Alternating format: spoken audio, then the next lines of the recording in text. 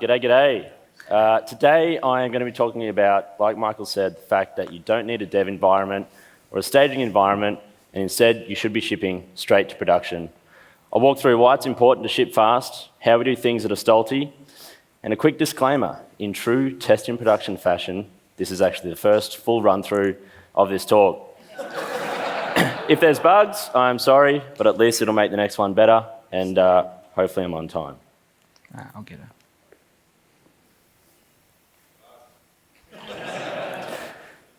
So this is my first time speaking at a Laracon, so I'll just do a quick intro. My name is James Mooring. I'm the co-founder at Astolti. I've been working with Laravel since around 2018, and I'm extremely fortunate to work with an extremely talented group of engineers at Astolti, and we ship, on average, 639 times per month. So what is it that we're actually building? Our platform is called Astolti, and we are a CRM for NDIS businesses. And for those that don't know, the NDIS is the National Disability Insurance Scheme, which is essentially a government-funded scheme that gives funding to people that have a disability to then go and get help by businesses to be more active in the community, get help at home, and our software is used by those businesses. It's a large, data-heavy application, and you can see down the left-hand side some of the functions that we offer, from compliance to invoicing, and more recently we've just launched our scheduling functionality. We've been going since 2022 and currently have over 1,200 customers using the platform every day. So how are we building? As you might imagine, our backend is powered by Laravel. It's a large monolithic API. We then have a single-page application which consumes that API, which is built in Vue. And recently we've shipped our React Native mobile application.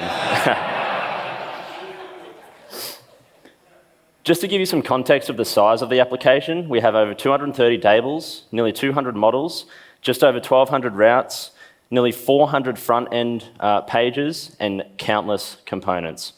And this may be bigger or smaller than some other apps out there in the world, but it just gives you a sense of the size of the application that we're working with. There are three important constraints that we have to consider when we're building software. Number one, our software is mission critical. If we are down, our customers cannot operate, they cannot write their case notes, and ultimately they can't generate revenue because they can't invoice. And that's a big problem. We're also ISO 27001 compliant. For anybody else out there that works with ISO or SOC 2 knows the sort of challenges that this can pose sometimes. And it's generally thought that more compliance means slower development, but we've been able to do the opposite. And lastly, we store extremely sensitive data. Our customers are recording some of the most intricate details of the lives of the people that they're supporting in the community. We simply cannot afford to get this wrong. Something that keeps me up at night is ending up on the front page of the newspaper. So why am I actually here? Why did I even want to give this talk in the first place? And it actually started back at Laracon in 2024. I was sitting down at a dinner table, having a meal at one of the social events with a few people, and we were talking about the way that we work, what we're building, our infrastructure, what the deployment pipeline looks like. And there was 4 or 5 people at the table, and everyone kind of went around and ultimately explained what is Git flow. This is a very typical branching strategy that you use, where you have your main branch, you then have your release or staging branch, which is deployed to your staging server, and then you might have a develop branch or other feature branches. You then build your feature locally, you push that up into GitHub, you open a pull request which goes into staging, and then that gets merged into your staging environment. But then you might have a hotfix, which goes straight to main. Somebody else might have a similar feature, and they might push to staging, or are they not in staging? Are they already in main? Or maybe staging hasn't been deployed yet, and then you kind of skip a version. And to me, I mean, this might work for some businesses, but to me, this sounds like a big mess. So I started to explain what we use, which is trunk-based development, where we are continually pushing and merging into our main branch. We don't have anything else except for our feature branches, which are very, very short-lived. Most of our feature branches only live for a few hours. At most, it may live overnight because of some time zone things with team members working later in the day. There is some nuance to this when you're working with React Native and Expo, where you kind of have to be a bit smarter about your timing because you have binary builds that need to be reviewed and things like that. But for anything web-related, we merge straight into main, and we deploy on every single pull request merge. So I have to apologize in advance for whoever it was that was at this table. I can't recall, I didn't get their name, I'm not sure if they're here today. But he sat there and he thought for a minute, and then he popped his head up and he said, "That wouldn't work in a real application." And I thought, geez, maybe I'm actually the idiot, and this actually doesn't work. We were still relatively new as a business, only kind of 2 years old with this application. But I was curious. As I was writing this talk, I wanted to look back and see what not a real application looks like. So in November last year, we had 4 engineers on the team. We had just over 1,100 active users using the platform. We were serving over 5 million daily requests. We had invoiced through our platform just under $50 million, and we were deploying just over 300 times a month. That's what not a real application looks like, apparently. So I thought, we'll give it 12 months, we'll see how it scales, and I wanted to give some insight as to where we are today. So we now have 6 engineers on the team. There's actually 5 plus myself, and I kind of count for maybe a third or a half, depending on the day. We've tripled our user base to over 3,500 active users. We serve double the traffic at just over 10 million requests. And like I said, we deploy, on average, 639 times a month. In the last 12 months, we have 7x the amount of invoiced revenue that goes through our platform to $350 million.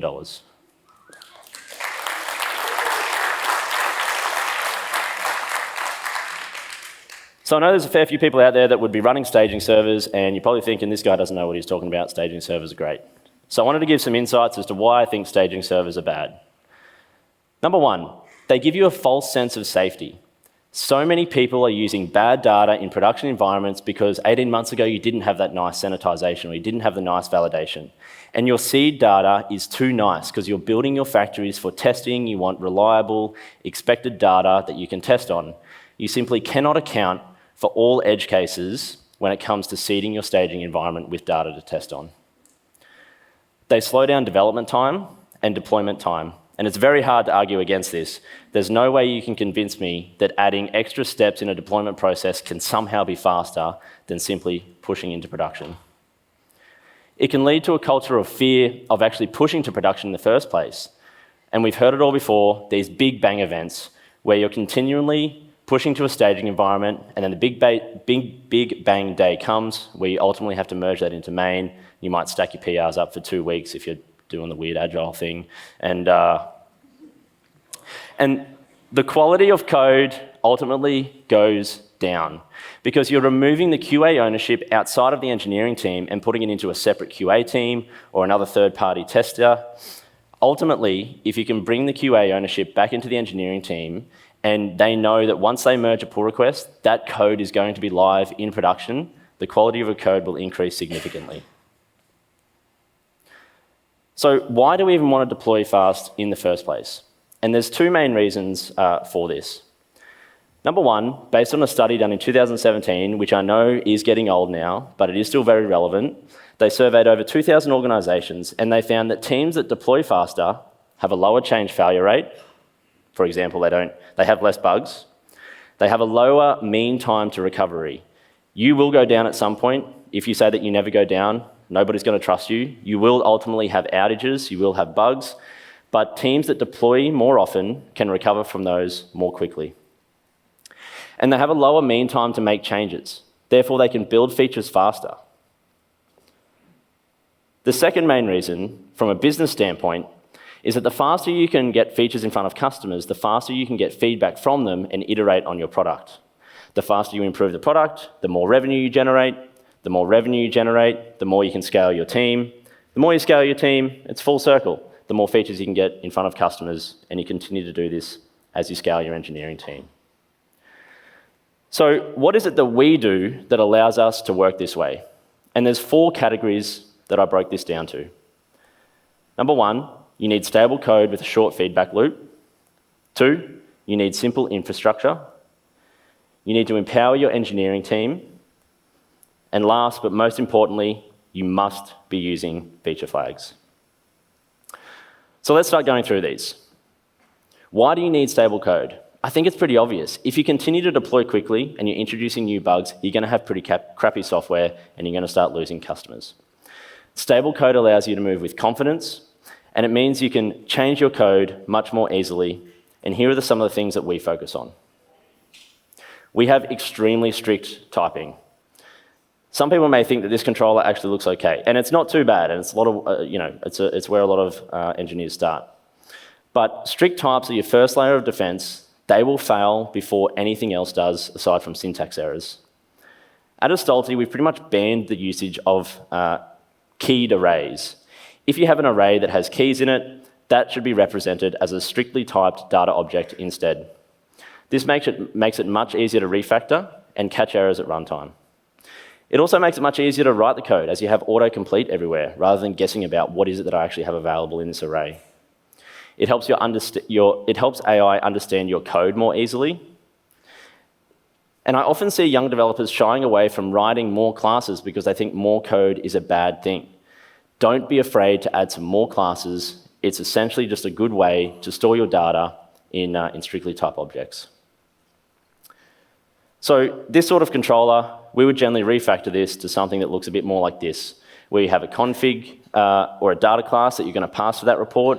The report then returns a data method, which gives you a strictly typed object, and then that gets passed to a JSON resource that maps over that and ultimately manipulates that in a way that's suitable to be passed to the front end. Something else that we do that I don't see very often in single-page applications is API response validation.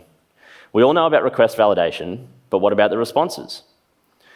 We have a single-page application which is completely separate to the back end, and that means that responses on the back end can sometimes change without the front end knowing about it.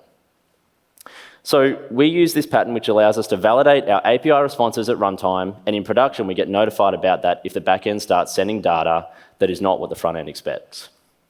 So let's take a look at this pass response function that we have here. We've essentially got a schema, which I'll talk more about in a second. That's the shape of the object that you want to validate. We are then going to call safe pass on that schema, which gives us a success or a failure. If it succeeded, great. Just return it. Move on. If it failed, we want to log that to the console. But if we're in production, we still want to return the value. And the reason that we do that is we don't want to halt the execution of your application just because you're missing a parameter, which might be buggy, but it isn't as bad as your whole application being frozen. If we're not in production, we want to throw that error. And in fact, on a local environment, this makes the whole screen go red, and it forces the developer to fix that problem before they move on. So how does this actually look in practice? Let's look at some data fetching. This is a pretty typical pattern that you see in a Vue component to fetch data. But what happens if the name gets returned from the back end and it's null, for whatever reason? TypeScript can't pick up on this because it's not aware, it's not doing anything when your application is actually running. So instead, you can introduce this schema and pass the response. So first things first is we use Zod. There's also Yup, there's also Valabot, I think, and there might be a couple of others out there. You then define the shape of the data that you're expecting the backend to give to you. You kind of get types for free. For people that don't like writing TypeScript, back here, this is just JavaScript. You don't need to worry about too much about TypeScript. Then you can just extract the type from that object. Then when you get the data from the API, you simply pass the response, which runs through that pass response function. We take this a step further. So we use a data fetching library called TanStack Query, or React Query in the React world. It doesn't really affect stability as such, but it is an amazing package that I wanted to call out. It handles cache invalidation and data refetching and optimistic updates. It's incredible. So this is the same data fetching that I just showed on the last slide. But you'll notice we've still got some TypeScript here. And I know some people don't like writing TypeScript. When you use TanStack Query, you can actually get full type safety without writing a single line of TypeScript. And we use this pattern everywhere at Istealti. Something else that we do is a zero bug policy. Whenever a bug is raised by a customer or by a developer, it becomes the most important thing that the team works on next. Thank you.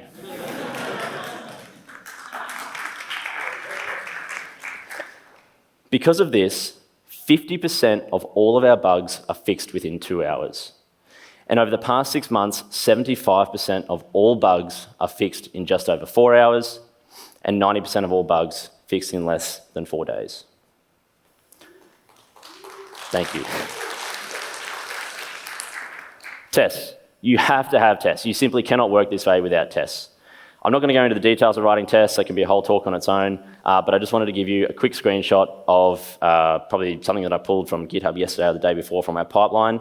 This is how many tests that we have on the back end of our API. You should have tests for everything. The best time to start writing tests was yesterday. Second best time is today.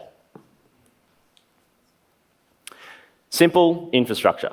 Now, this is sometimes easier said than done. I'm completely aware of that. But you should keep your infrastructure as simple as you can for as long as you can. Simple infrastructure means simple deployments. How do we do it? We use Laravel Forge. We've been using Forge for a very long time. Thanks for the feature on the homepage, by the way. And congrats to the Forge team on the latest upgrade. It's incredible. We use Forge to provision all of our servers. We run 4 servers, which I'm about to walk through in a second, and we don't do much outside of the default servers that get provisioned. We add some monitoring and we configure CloudWatch for compliance reasons, but in terms of getting a server spun up to run your application from a web standpoint or a worker standpoint, Forge is absolutely perfect. So what does our infrastructure look like? It's this. We have a load balancer, which we configure in AWS. We then have 3 web servers. We have a worker server, and we connect those to S3, RDS, and Cache, which is all their independent services at AWS. If you plan to scale and you're currently running your database, your file storage, or your cache on the same server as your compute, I strongly recommend that you move away from that if you can, even if that means just getting another server to run your your MySQL database, or go to a managed service like PlanetScale, AWS, Laravel Cloud, whatever it might be, so that when you want to introduce more servers, it's not a big problem. What do deployments look like? Engineer writes code on their local machine, open a pull request, review, go to Envoyer. Done. Close GitHub, get on to the next issue. Then you need to empower your team. And empowering your team is all about removing bottlenecks. If your engineers can make decisions as much as possible on their own, it will reduce reliance on other teams and other people, which will allow you to move quickly. Here are a few points that I recommend that you should do to empower your engineering team. Number 1, don't gatekeep knowledge. Gatekeeping makes it hard to find information.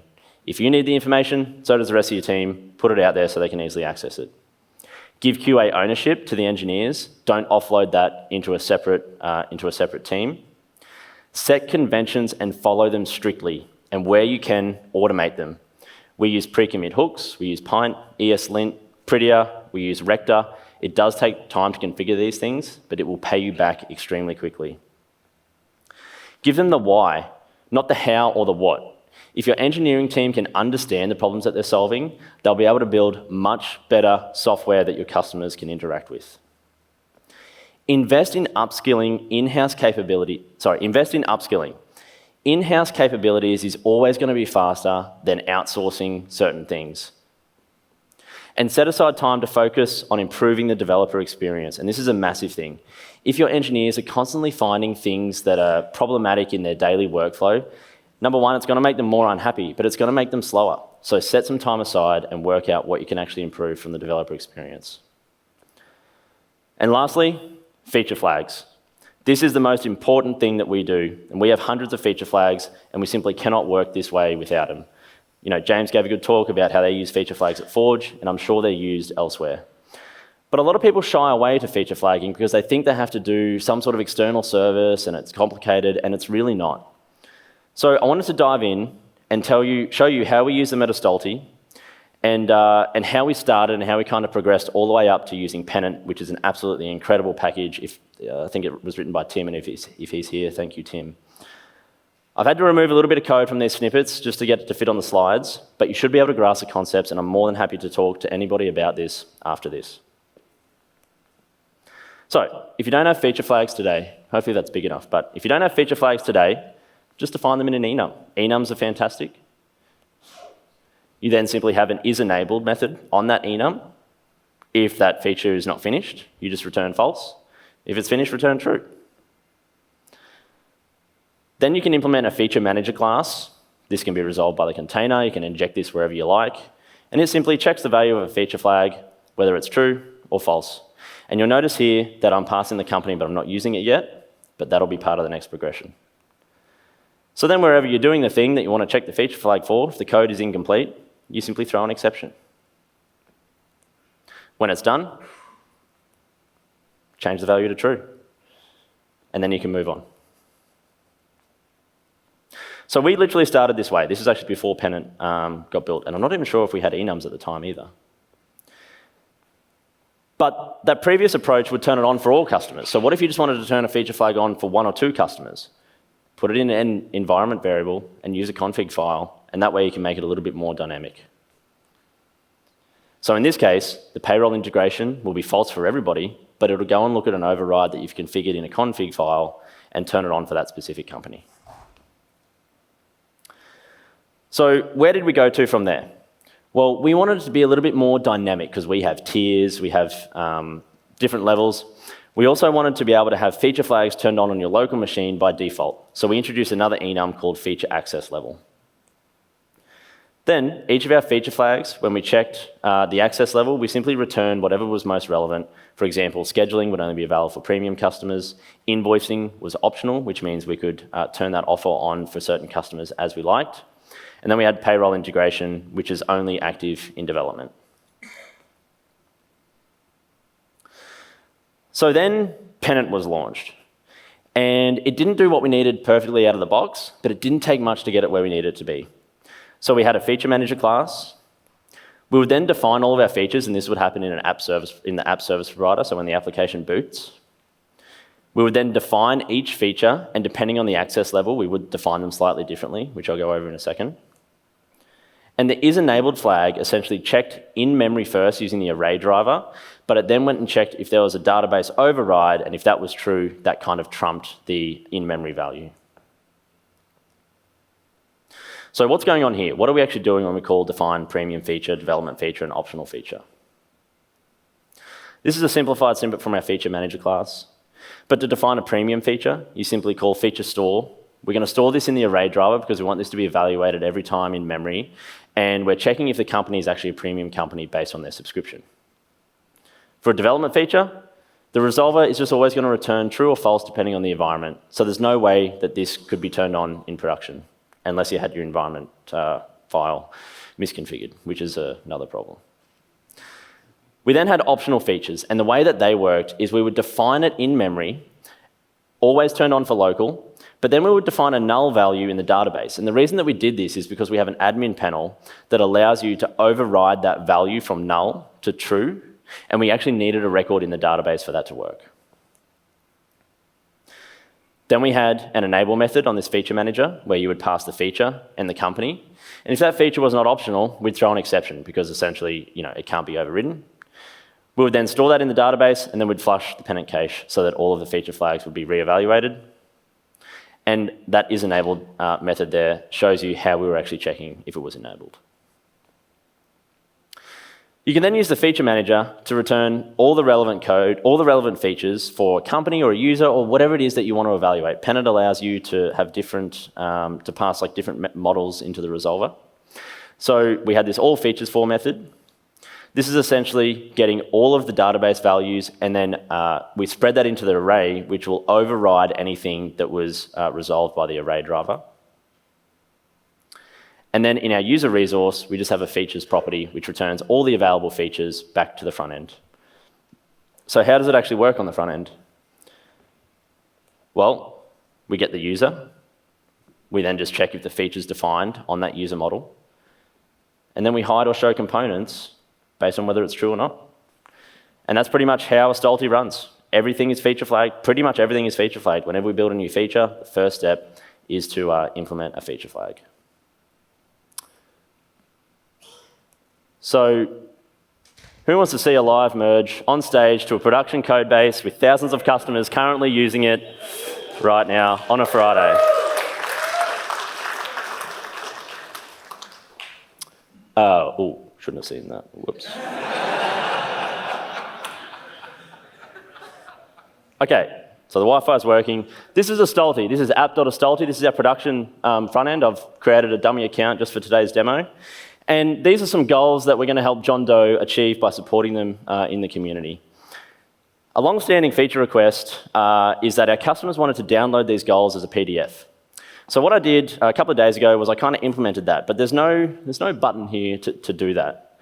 So I'm going to come across to our admin panel, and I'm going to turn on this feature. If I come back and refresh, we can now see we have an Actions button. If I click that and drop down, I can download these goals as a PDF. I can open up the PDF. It looks okay. It's got the title. But if we click into a goal, we can actually see that we've got much more information about the goals that we want to include on this PDF. So, because I can't show diffs because of reasons, I can load in all the pull requests that are currently active in our GitHub backend using the API. And we have this pull request that I opened up yesterday and was kindly approved by one of my team members this morning. When I hit this merge button, this is going to use the GitHub API to simply merge that pull request, hopefully. And that's now been merged. I'm going to load in using the Envoy API the latest deployment status. And this should hopefully show us everything that Envoy is doing, polling every 500 milliseconds. And I'm going to have to find 60 seconds to fill while Composer is doing its thing, but hopefully it doesn't take too long. So this is literally just running on all 4 servers, and it's going through each of the steps. If you're not sure how Envoy works, it's pretty simple. It just does each of the steps on each server, and then it proceeds to the next step and does the same thing. So we're now installing Composer. That's going to go through and install all the dependencies, which was actually pretty quick. We're then going to do any optimization. So we're going to clear some cache. We're going to clear any blade views that we use for PDF exports. We're then going to run any database migrations. There's only one tick here because we only need that to run on one server. In this case, there was no database migrations. Envoy is now going to switch the symlink. We're now going to point the current directory to the active deployment. We're then going to purge any old releases, and finally, we're going to restart Horizon to bring in any application changes. And that deployment is now done. So with any luck, if I come back here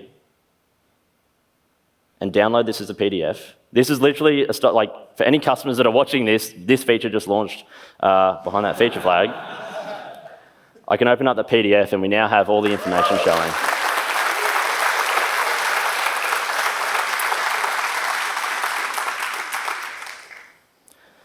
So I know this is not going to work for every business use case, but next time you're building a feature, or if you're starting a new application, I challenge you. Do you really need a staging server? Can you make your development pipeline faster without one? And just see if it works for your business. Thank you, and if you want to connect on LinkedIn, scan the code.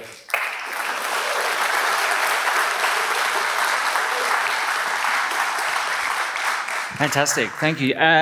Couple of quick questions. How often are you going through and cleaning up feature flags out of your code base? Because I know Sam's in here somewhere. We like to put feature flags in, and eventually we'll turn them on, and then maybe eventually we'll remove them. Is it part of an ongoing process that you would do that? We try and make the decision at the point of kind of turning on the feature. So often if we're enabling a feature, we're kind of putting it into a tier.